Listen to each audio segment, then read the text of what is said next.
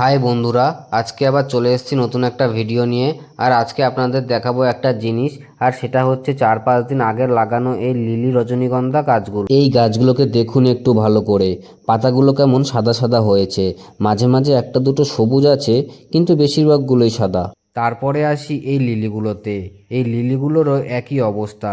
এই দেখুন, মাঝখানে শুধু একটা গাছই সবুজ আছে, বাকি সবগুলোই সাদা। তারপরে আসি এই রজনীগন্ধাগুলোতে, একটা গাছও সবুজ হয়নি, সব সাদা হয়েছে। আমি জানি না কেন এই গাছগুলো সাদা হয়েছে, কিন্তু সত্যি কথা বলতে হয়েছে।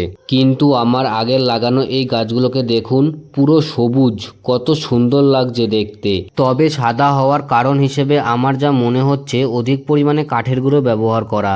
আপনারা দেখেছিলেন পুরো অর্ধেকটা কাঠের গুঁড়ো নিয়েছিলাম মাটিটাকে হালকা করার জন্য।